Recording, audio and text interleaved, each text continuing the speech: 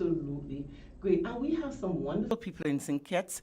And so I suppose that adds to the positive energy that you're feeling in the environment today. Well, normally, if you're in tune, you would feel it. You know, when we have people who are basically who are not satisfied, sometimes you can feel that coming out in the environment or maybe the circle that you're in. It's the same thing when people, you start to feel when the country is going somewhere because you feel that energy. You know, I have a friend that came in yesterday, and when she stepped down in St. Kitts, she says, wow, the whole world seems like they're experiencing all sorts of things and think it feels so organized. Everything feels like it's progressing. You know, you feel that it's the environment, the atmosphere, the energy that you feel. And she was like, wow. And I was like, oh, how ungrateful we are. When you see other people come in, and they can make the comparison.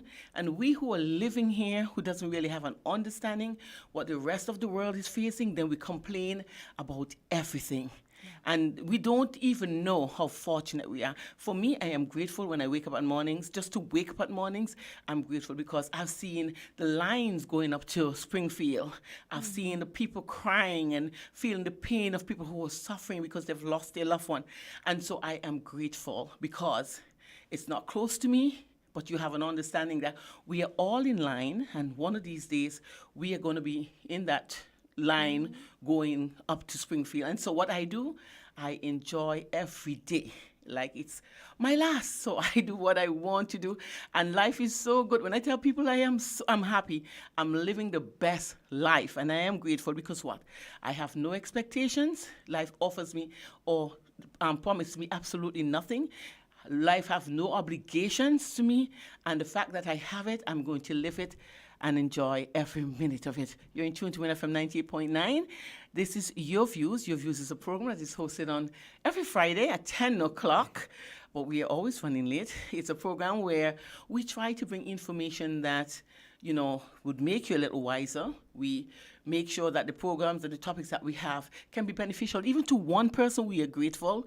And so that is one of the reasons for the program Your Views. Sometimes you can call in, but most of the times I prefer not, because it's not waste, sorry, but we use up a lot of time, you know, entertaining, and we never get our message across. And so don't feel no way. It's the fact that you're listening to the program and it's benefiting you is the intention of the program. So I do hope that you will sit back and you relax. My name is Sandra Queely Atherton.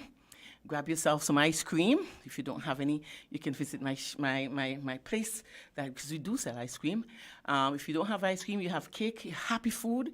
Try to eat some happy food today. Those of you who just came out of a good long Valentine's Day, run into the night, start eating some chocolate. It excites you, bring back all that oxytocin, makes you very excited again. So that's what we're supposed to do. Not sit there and say, oh, I'm not going to eat that because it's going to make me sick. Oh, I'm not going to eat that because I'm going to get fat. No, you have to learn to, like everything else, do it in moderation. Do not deprive yourself, and do not overindulge either, because it can be deprivation, and overindulging can create the same problem. So that's another tip for you.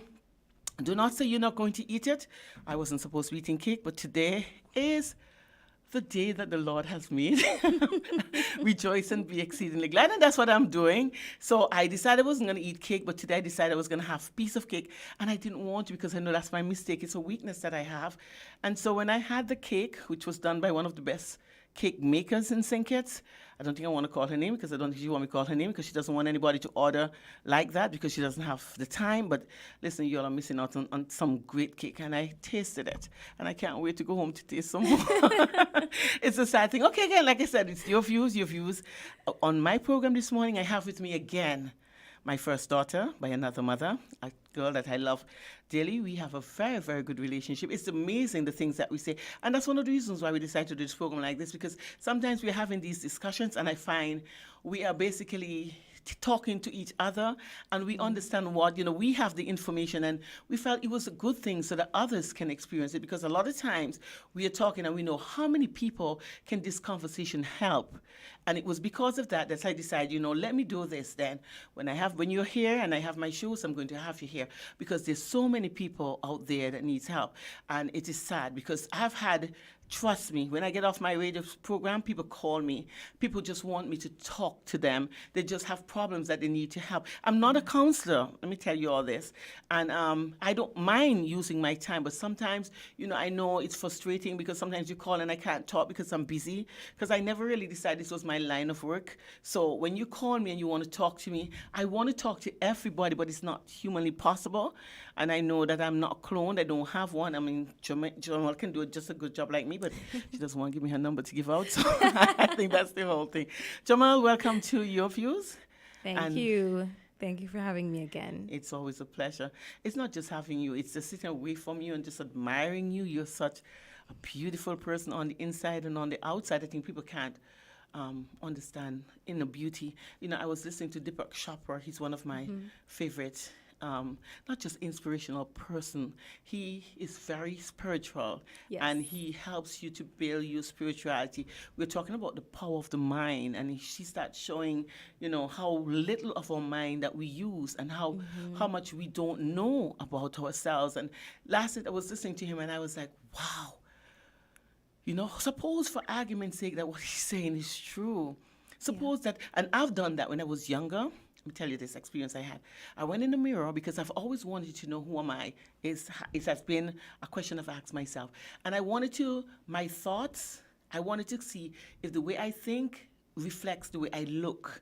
And I looked into a mirror because people would say that to me when they hear me on the radio and then they see me, they say, oh, you look different to how you sound. Yeah. It's always that way.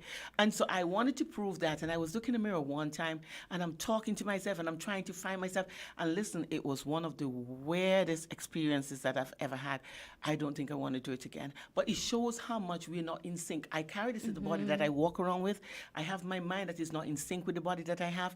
And it's amazing how different the whole situation is when you try to bring two together. Yes. It doesn't make one. You see some beautiful people walking on the outside, and then they open their mouth, and it's like, huh?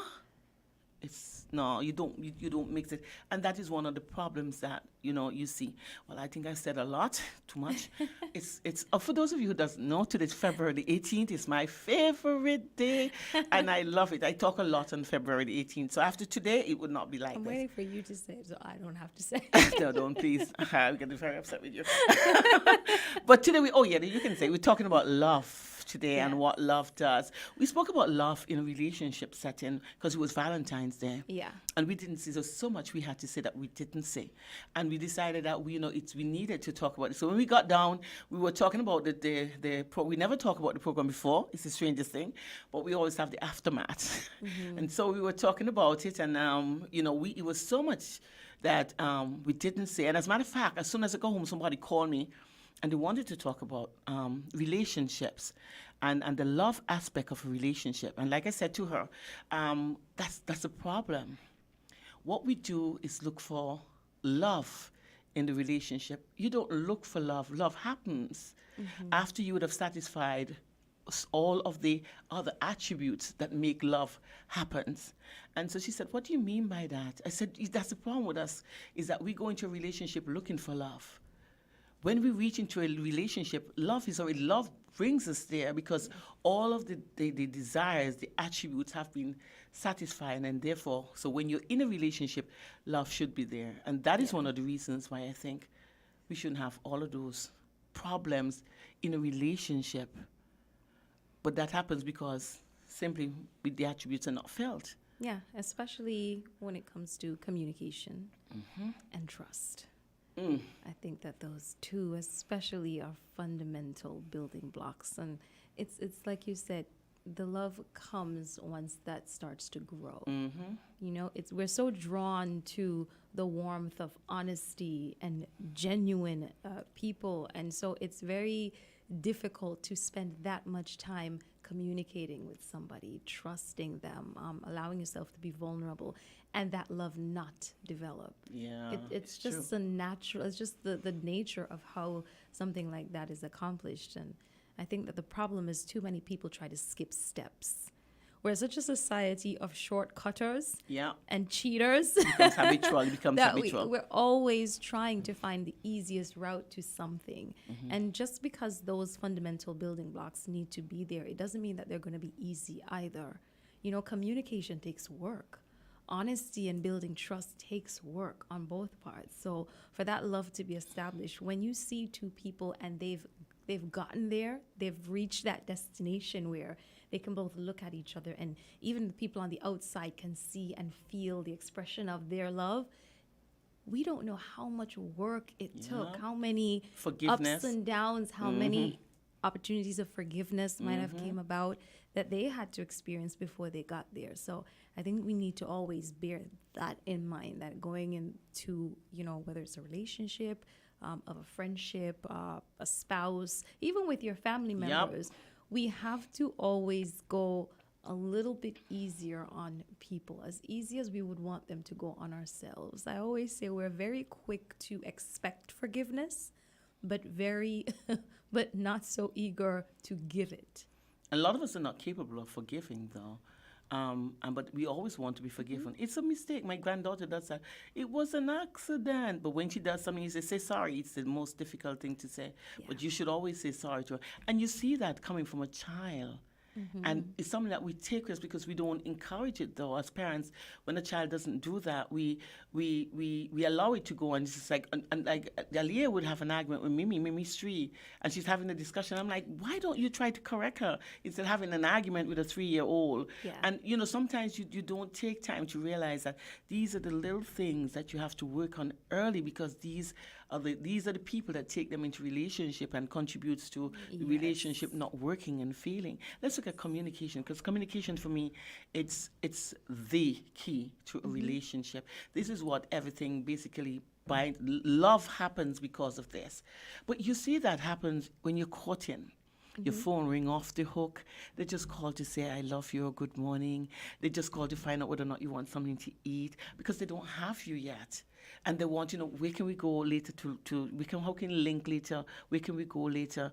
I mean, it's always something happening before a relationship is formed. But you know what? I don't find people do during that time. They do not take that time to find out who that person is. They are enjoying the things that are given to them, the little gifts that come in. Oh yeah, he's called me to say good morning. I'm so happy.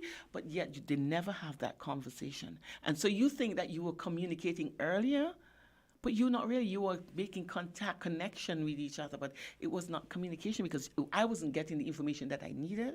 Yes. And then people always say, see me and come live with me, it's two different stories, because we never ask the right questions. That is true.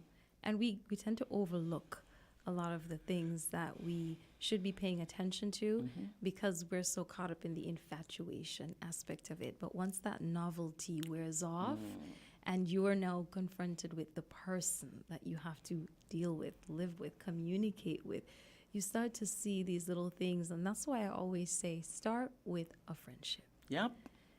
Build a bond. relationship that, you know, is cemented in a firm friendship. Because 2 reasons. One, you never want to be in a relationship with someone that you don't feel is also your friend, because you may have the intimacy aspect of it, but then the fun is out of it. That person you can confide in, that person you want to go out and have fun with, now becomes another person.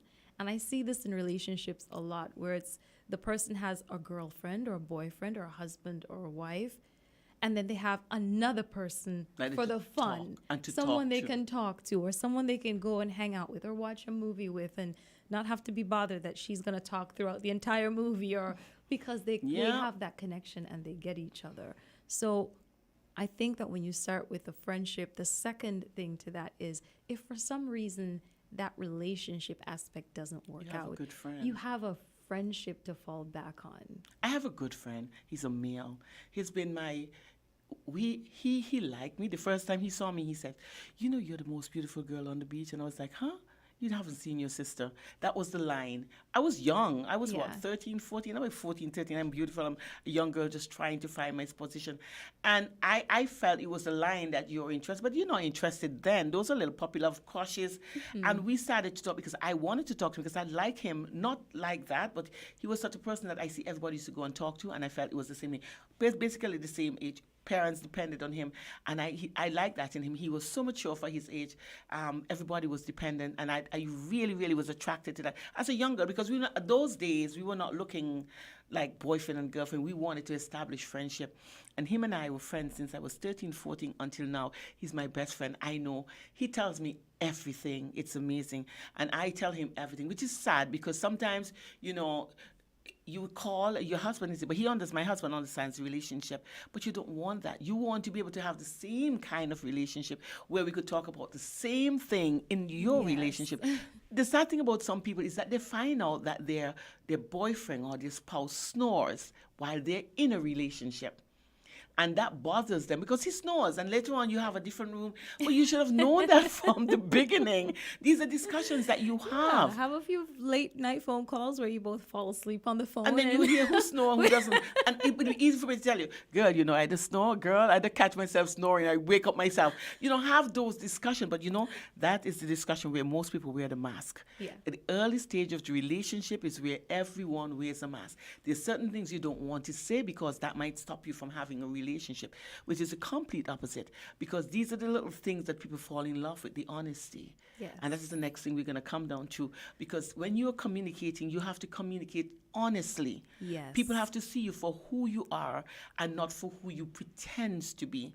And I do not like pretending people. I don't like fake people. I want to be able to laugh and eat when you go out and eat with your hands.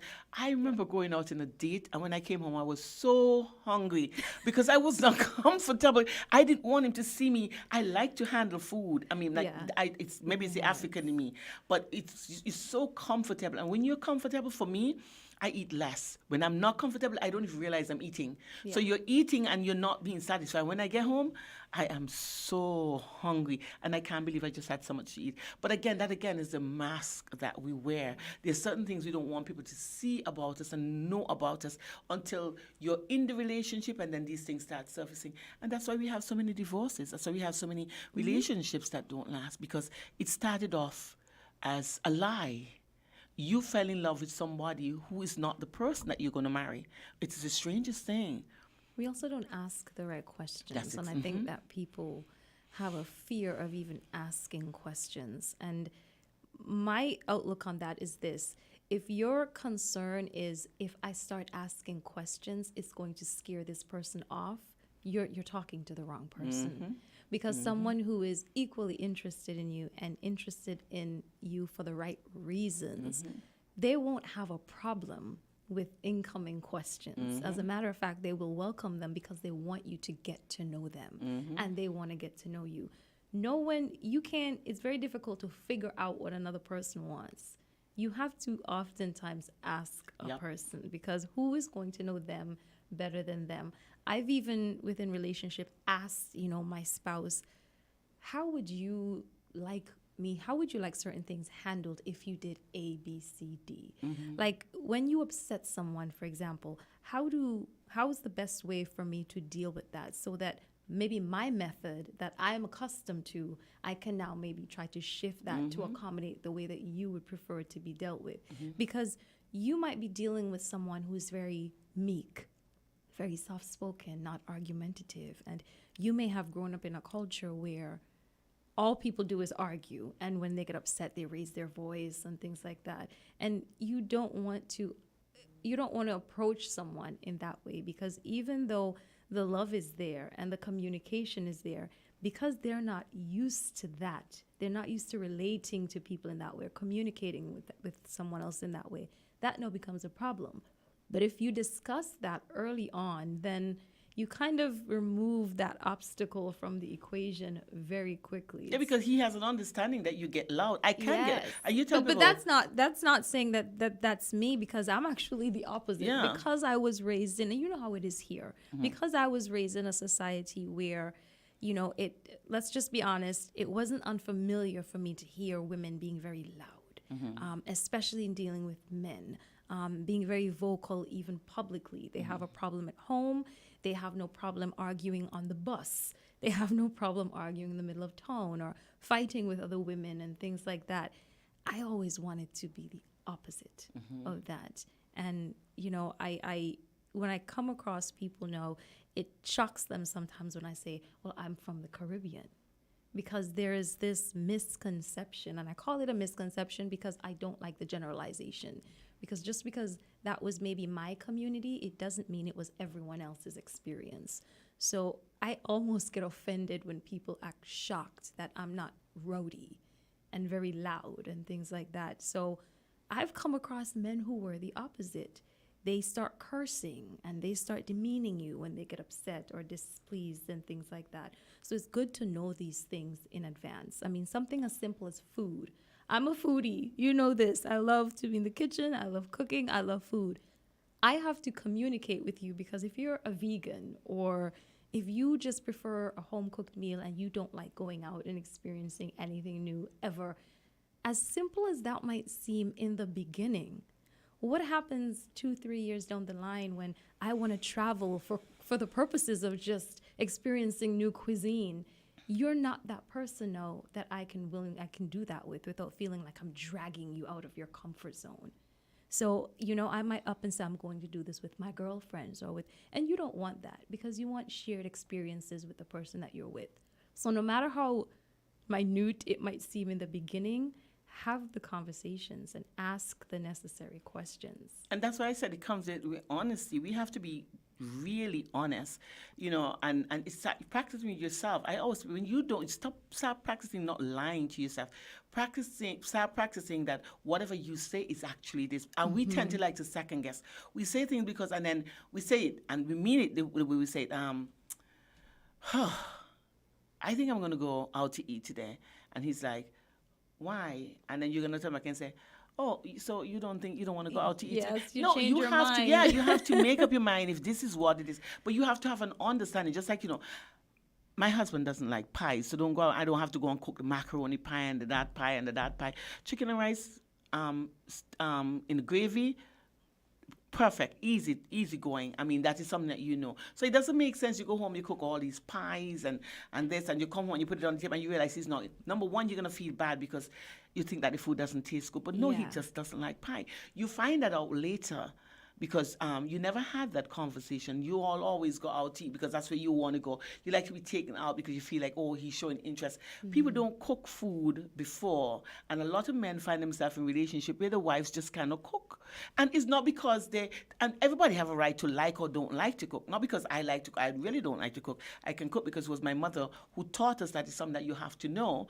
But I'm not going to tell anybody, oh, I love to be in the kitchen. I love my own food, preferred by far, but it's not something I would want to do all the time. But at the same time, I have to find a husband or a man who's going to, sometimes we can go out to dinner or sometimes we can order in lunch. And sometimes I am tired and so I don't want to cook. Or if he doesn't know how to cook, we can make that an afternoon session. Yeah. Let's go, baby. Let's start to cook. You have to peel the vegetables. That's good. Grate the onions. That's even better. And, you know, and these are the things that you have to start early in your relationship. Because if you don't, I have seen that where women have to call their mother, Mommy, when you're cooking rice, how much water are you throwing into rice? You're putting onions in it, and how much salt? I mean, I don't know what water you having. How much salt you gonna put in the pot? Because they just don't know. And again, you blame a lot of parents for that, because I used to do the same thing for my children. They get up, they go to school, come back from school, their beds are made, their rooms are clean, food is on the table. You never asked them to cook. Never did. And they start to cook now that she's big. But she can because she's, you know, she is in the kitchen and she likes to cook. So she would try her stuff. Javier started to cook his food now, basically he's big because he eats different to everybody else. And you're not going to cook separate pot for him. If he comes home, there's certain things you can take out. And then when he gets hungry enough, he cooks his own food. And that's a good understanding. He knows how to clean. He knows how to wash. He knows how to iron, I think. Yeah, I think he can iron. But he knows how to do this thing because after a while, you relinquish all of that responsibility as a parent and let him know that this is something that you have have to do. So Yes. sometimes our parents would have contributed to that. But all I'm asking that happens, you have to learn, start being honest when you're in relationship. Let people know my mother used to cater to all my needs, but I don't mind learning how to do certain things. Yes. You know, and then you all can work that out. But when you sit down because your mother put you on a pedestal, you go into a woman's house and you think that you should be treated the same way. And again, that is a culture where men are supposed to be looked after and women are supposed to serve their men. Yeah. It comes down to roles as well. And I think how we perceive the roles of men and women. And I often feel like time doesn't change. Time is very consistent and infinite. And I feel like it's people who change. And we change the circumstances of the times that we're in. The time remains the same. So a lot of young people today are just not predisposed to certain things because parents aren't necessarily, all of them, they're not cooking and cleaning and doing all of these things even in the presence of their children. They're doing these things when their kids have left the house and things like that. They're not trying to include them. And they're accepting things that my mother didn't accept when I was younger. Saturday My was mother would cleaning not days. accept, well, I'm on my iPad or I'm on TikTok. And that's the reason I can't come watch you in the kitchen or come help you clean something. I didn't have that. No, I didn't have that kind of luxury. I had to be there and be present. And even though I would get annoyed because, as children, we would prefer to be doing anything but having to do chores. But by the time I hit 18 and I had, gone off, to school and stuff like that, I realized I was doing things that I wasn't even intentionally trying to learn how to do. Yeah. But because I was predisposed to it for such an extended period of time, my subconscious was just collecting all of that information. So when it was time for me to actually just go in the kitchen and do something, I was whipping stuff up and wondering, where did I even learn how to do this? Until one day I realized I'm just like my mother. I know. But then you see, and that's the end of it. That's the story. And that's the same thing I used to look at. And it's the strangest thing. I came from a family, I don't know if you call it single parent, but my mother had 9 children for my father. So I don't know how single parent was up to that point. But she raised us basically on her own. And I saw the struggles that she had to go through because she didn't have a partner who's going to help her. So we had to do most of the chores in order to help. She used to sew. So when she saw you have to go sew buttonholes, I used to hate them. And you do them wrong. And she's like, look what you did now. I have to put. But at least I have an understanding of what to do. Yeah. Every Saturday you had your chores. You wash the dishes. You're going to clean the floor. You sweep the yard. Everybody had their little chores to do. And then at the end of the day, lunchtime, everybody sit and had lunch and you can talk. And these are habits that we don't have now. You go out to dinner. And I see husband and wife do the same thing. You go out to dinner and a family thing and everybody's on their cell phone. It is so disgusting. Yes, it is. And this is what you talk about. How can you communicate? This is the time when I go out with you because I want to talk. The environment changes and I can talk even better. You feel like you're out and you feel like you're dating again and you feel like there's certain things that you want to say. When you're home, you know that this is mine, he belongs to me. I don't have to do certain things. When you start off in a relationship, when you know your boyfriend is coming, you dress up, you comb your hair, you put on perfume, you look your best. When he's not there, you ratchet your hair not combed, the knots them all over the place because you always want to present yourself as looking good when he's there. So when you get married or you're living together, the things that you used to do before he comes is what you start doing again because it's a habit. So he's there all the time seeing, not just on the 5-10 minutes when he's gonna come. When he comes, you could prepare for him. He sees you, and then he sees the real you. Yes, and I think that goes with something I always feel. You have to, when it comes to husbands and wives especially, I often hear people talking about, well, what do you do to attract a certain type of person that's going to want to marry you and things like that. And I always say, especially to my friends, you have to first be a wife before someone even makes you a wife. Thank you. And what I mean by that is your mindset. It's like we were talking earlier about the power of the mind. You have to first have those attributes, and not just for a man, but keep a clean home because it benefits You like it. It's conducive to your overall health. Take care of yourself physically, hygienically, because it's good for you as well. So someone coming into that is only going to supplement that or complement that situation. They're not going to be supplementing it. I think a lot of people engage in relationships and they're looking for someone to supplement something that they are lacking instead of complementing everything that already exists. And that's where, those role reversals to, not role reversals, but the confusion with roles come in that can lead to role reversals, because you have a society that's teaching young women today, especially, to go to school, work hard, get a good job, make a lot of money, be independent and take care of yourself. Don't expect to depend on a man. So there's this mindset that they can't depend on a man. But there's a fundamental problem with that for me, because we should be able to depend on the man that we choose to spend our lives with. And I think if mothers are raising sons that women can count on, then there's no problem with women being able to count on them. And if mothers are raising daughters that are educated and are independent, but also understand that in the world that we live in and the way that we were created, women are for men and men are for women. Anything outside of that, that's people's personal choices. But at least that is how it started, and that was the intention. So what do you bring to the table? Because it's not always money. 50-50-50 It's in the not middle. always money. Exactly. I always say, when I look at, even biologically speaking, we're so different. So this constant fighting and this tug of war trying to be a man's equal to me, I find it to be so exhausting, because we don't need to fight. We don't need to have that fight, because we're not their equal and we're not the same. And there's honor in that. And I think that women look at their roles as diminishing simply because they're not doing the same thing that men might be doing or making the same kind of money. But your contribution is no less if you are a woman who stays home and raises incredible children to become amazing members of society tomorrow, or you take care of your household, or when your husband or your boyfriend comes home, he has a space of peace and comfort and calm. Because guess what? That is our nature. We're such nurturers as women. That is our role, because the world is going to be hard on men, especially black men.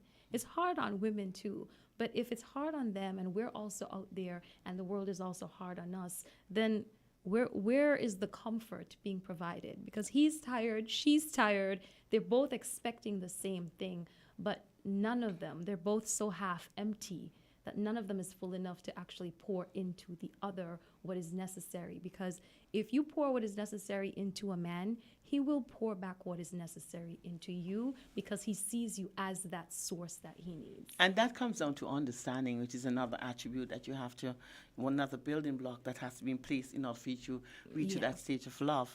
One has to start to understand their situation. I know, and I tell people, why do I have to look for... Why is it wrong for a woman to look for a man who has money and who can support him, and opposed to a woman who's just going to look for a bum, somebody who's going to depend on you? What is wrong with a woman deciding that she wants a man with money? What is wrong with that? Of course, providing that she has her own means of contributing to that relationship. But people always, as soon as a woman say, oh, I want a man with money, oh, you're a gold digger, huh? So what do I do? Take up a bum? So what does he become? When I'm the giver, what is he? The receiver? But when I'm the receiver, I'm a gold digger. Yeah. And people have to, it's a misunderstanding, a misconception of what relationships should. You have your right to decide the kind of person that you want in a relationship. But at the end of the day, you have to have the qualities or the qualifications to attract that kind of person. So you don't decide you want a man with money and you're going to bring, what are you going to bring to the table? Yeah. It's the same thing. You have to be able to, while he's out there making the money, when he comes home to a house of peace, like you would have said that. He comes home to children who have already been fed, ready for bed, have been walked and entertained. So when he comes home from his hard day's work, he can just come kiss all of them good night. What did you do? Tell daddy 5 minutes. You go off to bed because daddy is tired and daddy needs to get some food. And you have to be the provider while your man with the money comes in. You take the shoes off and you sit on the table and you would have time to eat and listen to him and rub his head and massage his back, because and that is what your contribution is. So it's not just about getting up and saying I want a man with money. You have to have certain qualities that would attract and that would hold that man with money. So there's nothing wrong, and I always tell women that there's nothing wrong with what you want. You're supposed to know what you want, but then you have to always know that in order for you to get what you want, you have to go first. You have to attract it, and 2, you have to be able to maintain it. So there's absolutely nothing wrong in doing that. One of my best friends, she's Canadian and she's Caucasian, she's white, and I remember being at her home years ago, and this is when it was like a light bulb just went off in my head, and we were talking about the same kind of thing, and I was expressing things very differently back then, and I remember her mother saying, but why is that? What is the problem with having a man that you can depend on? And I realized then in that moment, after her explaining certain things, that we are being taught very different things around the world. And that is why we see things differently. And sometimes we look at people's lives and, like you said, you want to refer to that woman as a gold digger, or you want to envy that woman's life for whatever reason. And she said to me, she said, I raised my daughter to be just as independent, to be smart, to be educated. But I also raised her to think highly of men as well. Because if you expect the best from a man, then he may just well step up to that expectation and start performing the way a man is supposed to. And she said, there's nothing wrong with a man actually understanding what the fulfillment of his role and purpose as a man to a woman should be. And she said the problem that she found was that within my culture, we tend to have such low expectations of our black men that we automatically think they're not going to be good providers, they're not going to be good protectors, maintainers, they're not going to be faithful, and thus we have to do it all ourselves. And she said it puts so much on us, and it puts such a burden on us as black women that by the end of the day, we're frustrated, we're annoyed, we're angry. We take it out on these same men. And on the other side, they're being taught something completely different. They're being taught to expect greatness from their men. They're being taught that their men are being raised to be good husbands and fathers and providers and protectors and all of these things. No, I'm not saying they're not bad apples in all of the bunches, regardless of ethnicities. I was about to tell you. Regardless of ethnicities. And she was very clear to cover that as well. But what she was saying is that it does come down to understanding what the roles of men and women in the aspect of creation on a whole, what that should be. And we've lost sight of, we've almost shied away from it. It's like we're afraid in society now to say, yes, as a man, you should be a provider and you should be a protector and the maintainer of your household. And as a woman, I am supposed to be here to support that. I am supposed to be those beams that are holding this household up, because it is a 50-50, but it's not a 50-50 sometimes in the way that we look at it. But role changes sometimes, because there are men that I know, they're good husbands. For whatever the reason, the wife has a better job and circumstances, somebody had to do something, and then so the husband, he would stay, he would look after, he would provide, food is cooked. I admire, I have a friend, she's from Jamaica, and her husband, sometimes I can't believe, you go to her house and it is so tidy. She said, I couldn't do that. He makes the bed, he cooks the food, she comes home to that. And just like I said, she plays the role. When she's home, she's like, I'm coming over by you. No, you can't come because I'm getting my massage. He massages her. You see role changes. I mean, it is established, and having an understanding of the type of relationship you have, then you decide we each person assume the role that they're best at. Yes. That's for me. If I am better at doing this, if these are my skills, then I am going, that's my role. I assume that position. And it works in a relationship. So we have to have an understanding of who is good at what. You don't want a relationship where if one person is doing everything, it burns out. You get angry. You have fights. Sometimes, and I know us women, men, we hold a lot of things inside of us, and most of the time we look at you and we wish we could just throw some hot water on you and burn you up, and we have the best smile, don't we? But inside of us, we are dying, and because we don't know how to express ourselves, it comes on. It's not just understanding; it's communication. Communication. Because when you don't understand, that is affected, and when communication is affected, you can't be honest. Because, like I said, my thoughts were not good one, and I'm not going to tell you what I'm thinking, but I would come and I would give you the tea, but it would not be hi, baby. I would just put it down, dash it down according to them, and you would realize that she's angry because I'm not communicating, and I'm not being honest and true to myself, and those are the things that affects understanding. So I don't understand why you think you could come home. I just had to work hard just like you, and you just think you could come home and food is going to be on the table. So like I said, it depends, and if both of you are working hard, because you have two people who, a lawyer or a doctor, and the both of them, their jobs are very demanding. They have their kids, and somebody has. I see that. I have a cousin. His wife is a lawyer, and she's in politics. He is a doctor, a neurosurgeon. So he's all over the place. And I admire when they come together. It's the short time that they have because their jobs are so demanding, and they make the best of it. Okay, I'm coming home now.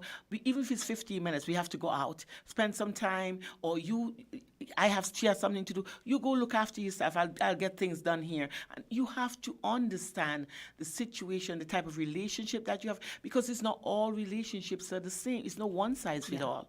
So what works in my relationship, because of my understanding, it doesn't necessarily mean it's going to work in your relationship. So I cannot advise you. Yeah, it is key. And that's what it comes into. Like I said, the steps with communication. Then after you would have had that good, and you are honest with yourself, because that's what comes on. When I get to know who you are, I can be true. I can be my true self. Yes. I can show who I really am because I understand the man that I'm in. And when I can show who I am, understanding comes very easy because he understands when I'm honest with myself and I present the real me.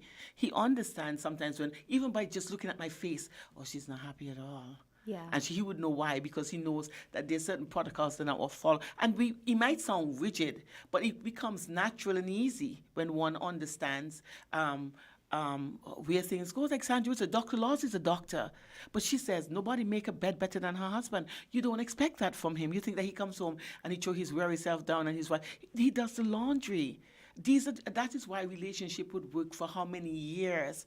These are the things that I say to people. It's a simple thing that counts. I told you about a relationship that I admire. The husband takes up his shoes when she comes from out the water, and he washes her feet. But these things come, like you said, with honesty, communication, and understanding, and appreciation as is the next one.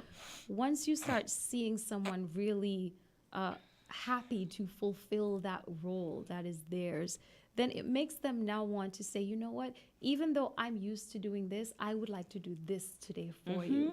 So it really does become a give and take. I have a brother, and his marriage is one of the most beautiful things that I've been blessed to be able to observe, because he met his wife pursuing a career as, to become a doctor. And even though she is the one that has a more hectic career, she still makes it very clear to him that you are still the man, and I still expect you to fulfill your role as a man.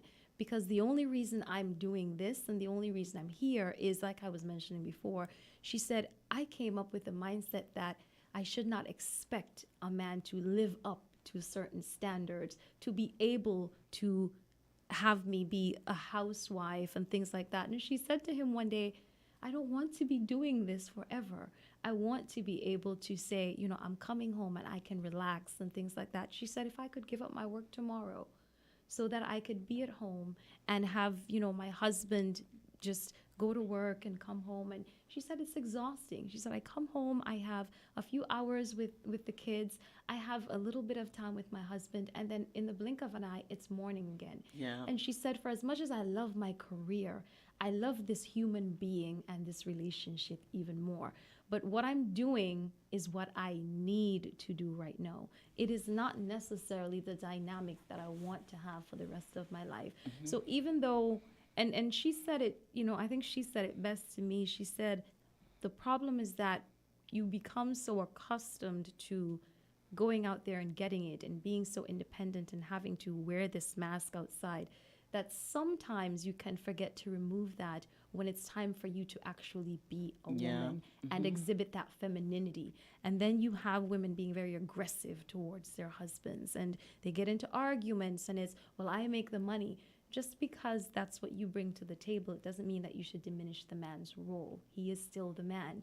And vice versa. It doesn't mean you should diminish a woman's role just because you make all of the money and she stays at home to cook your food or make your bed, make sure you're sleeping on clean sheets, every night and things like that, taking care of your children.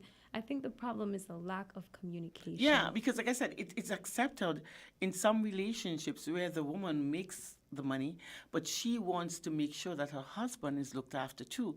And it happens in roles where the husband makes the money, but he wants to make sure that his wife is happy. You come home, your wife is not happy, and you ask, what is the problem? And she's like, oh, I'm frustrated. I never take my work problems at home because I don't want to have a work discussion when I get home. There's so many things that you can talk about, but there's some people who bring their work problems at home and they take their home problems at work. I know when I step out my door, I am ready for work. When I get into when I step on my step, I'm in home mode. Yes. I'm not going to have, the only question is, how was work? Fine or not so fine, you're going to deal with that tomorrow. Tomorrow when you're leaving, I would say, don't let yesterday's problem becomes today's problem. You would have, go down there, you deal with that, and that's the discussion we have about work. If my wife or if my husband have a problem with his work and he wants to discuss it, it's a different story. I'm going to allow you to vent because I don't know what really happened and I'm not going to be a part of it.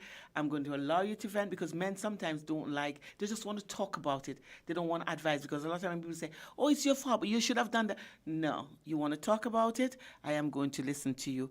If you ask me a question, I would answer. Otherwise, women sometimes we become too opinionated and men the same thing. And these are what causes problems in relationship. When you have a situation that is not yours and you want to solve it, or when he has a situation that is not mine and I want to solve it, that creates problem in a household. So we have to learn the understanding part of it is what is really fundamental. And the honesty. Yeah, because we can't honesty. be afraid to have these conversations early on before you even get into a relationship and be honest. Because if you want something and you don't relay that to the person, then people aren't mind readers. Don't wait until a year into the relationship to start telling the man, I expected to have a man that was A, B, C, D. Or tell the woman, in an argument, well, I expected to be with a woman who was going to be doing this and going to be. Have these conversations. Lay out what you want from a spouse and the kind of dynamic that you're willing to not only work with, but compromise with. Because sometimes you meet somebody and they might not necessarily check all of the marks off, but they're willing to compromise and learn and grow with you. So you have to be honest. Don't shy away from saying what it is that you want because it's your life. And behind closed doors, you're the one that's going to be living it with this person. And then appreciation. When you see somebody genuinely making the effort, appreciate it. Say thank you. Just because you've been together for 5-10 years, it doesn't mean that thank you should go out of the window because everything takes effort, everything takes thought. And the fact that a man is going to think about you to come home and say, let me wash the dishes up today, or let me make the bed this weekend, or let me do the laundry. Don't overlook, don't just throw things aside as, well, he should be doing that anyway. We often look at things and throw appreciation out the window because we expect. I expect you to do this naturally, so I don't have to thank you. And I find such a huge problem in that because everyone likes to feel as though, even though it was expected of them, you still appreciated the fact that they did it. Yeah, and it's that's one of the best part for me. I just want you to appreciate what I do. I don't want to be praised for it. Yeah. I just want you to realize the effort. And I do the same thing. He take my bathing suit, and I make the joke when I'm on the beach, and I say, I don't like Tuesdays and Wednesdays because he's not there, and I have to wash my own bathing suit. On Thursdays and Fridays, I know it's going to be washed, picked up, and put on my bed. I like that. A morning time I get up, and it's like, oh, I don't like when Keith is not here because I have to make the bed. When Keith is there, the bed is, and he makes bed better than I do.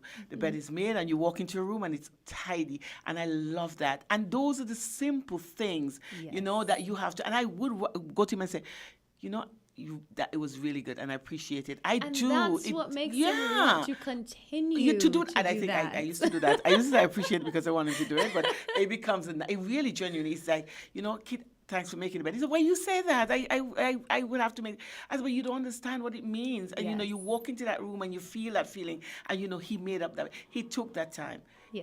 Even the simplest things like, you get up in the morning and you like breakfast is on the table and you think that was your chore, and it's like, I look forward to that breakfast though. I do. And I would tell him, I really look forward to your breakfast. It is so good. He's like, yeah, but you just have to appreciate those things. Yes. And that is what makes, those simple things is what makes a difference in a relationship. We covered communication, which is key, the beginning, that's the door opener.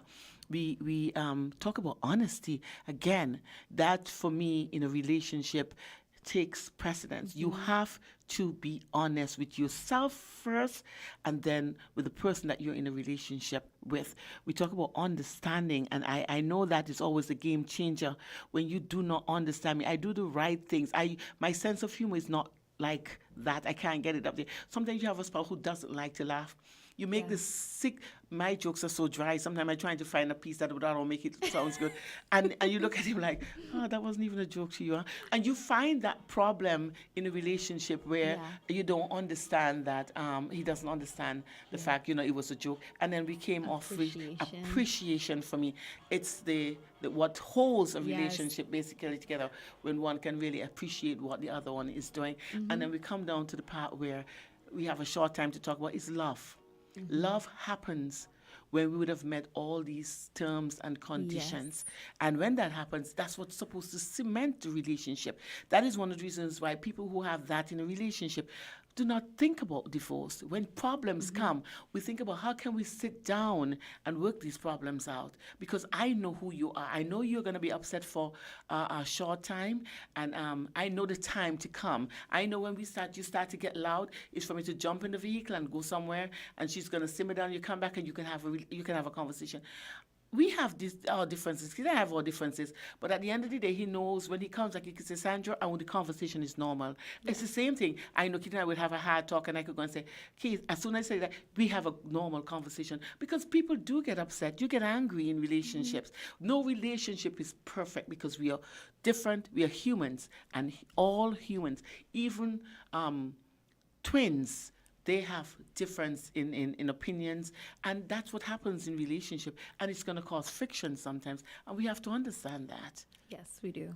I know that when it comes down to all of it, and we start talking about understanding and appreciation and the trust and the love, we have to be open to forgiveness. I find that we hang on to things for much too long, and when you love a person, what upsets them should upset you. And so having that kind of strife being perpetuated for days and weeks and months on end, it's not conducive to a healthy relationship or things getting any better. So, I try to encourage people, whatever happened today, don't go to sleep and wake up with that being the issue that you're dealing with tomorrow. Try to square things away before you both go to bed, so that you go to bed with at least some kind of acknowledgement that the other person heard you out, they're trying to understand, and that there's forgiveness on its way. Because no one wants to feel like they're walking around on eggshells. And I've heard that so many times in relationships. I'm so uncomfortable because I feel like I can't say this to the person, I can't say that to them. I'm constantly having to walk on eggshells. Communicate. Let a person know, if you are sorry, I am here to forgive. And don't just say it, but mean it. Don't say you're going to forgive someone and then throw what they did 2 weeks ago back in their face tomorrow just because you got upset. I'm not saying forget it, But if you're going to forgive them, then you have to truly forgive that person. And then we have to talk about respect too, but we don't have time. We're really out of Yes, time. we could But touch on that we have to next touch on that again. You see, there's so many other fundamentals that are necessary, that are conducive to making a successful relationship. And these are the things that we don't know because you get into it. A lot of young people don't even have an understanding of it. They saw the reason why, there was one reason they wanted to get into that relationship. And that is the reason that they got into the relationship. And when that reason doesn't suits them anymore, then the relationship breaks up. Yeah. And so we have to have an understanding is what is conducive to making a relationship really work. We talk to people who are in a relationship for 62 years, and they will tell you, listen, we have had our ups and downs, but what we learn to do in the end, which comes after love, is forgive. Yeah. We have to learn to forgive in a relationship, and that is key. You know, you talk about going to sleep and waking up angry. It's something that we have to seriously work on. And I have to seriously work on stop infringing on people's time. That is something I seriously have to work on. It's really 2 minutes past my time. And I want to say to you guys, love is a good thing. One of the best things for us to be is in love. Trust me. It puts you in a different world sometimes when you look at earth and the feeling, it takes you outside of that. The experience of love takes you outside of the sphere of earth. You're having an outer space experience. That's what love can do. And if you're not experiencing that in your relationship, then I think that you really start to consider being honest with yourself and then see if you can communicate, which could be very late at this time. But you have to start making some harsh decisions because love is something that you want to experience in a relationship. Generally, it's always a pleasure. And It's every my time, pleasure as well. time has just run out on us again when we're just getting into the groove and talking about these things. But we have next week. Next week, we're going to come back do. again. She's going to be with me for the next how many weeks, Jamal? That's my last week. That's your last week? Girl, Time has come. Well, I suppose we'll make it our best week. It's Friday, and like I said, we still have the threat of COVID around us, so I ask that you adhere to protocols, that is washing your hands, social distancing, and don't forget to wear that mask because it protects us for a very long time. It's one of the things that they're saying now that would have helped with the drastic fall in the COVID cases. So let's make sure that we understand that. It's time for you to party. Today is my party weekend. I'm going to party like there's no tomorrow. Trust me. I hope I can come back on Friday because I might be still drunk. A whole week of celebration I would have. And for those of you who, after work, you just go home and you start to mope, take some time out. We have so many beautiful places in St. Kitts that you can go to. You don't have to pay for them. Just drive around and have fun. It's Voices up next, so stay tuned to WinFM 98.9. Me no know what them a talk about. When them say it's mad, when everywhere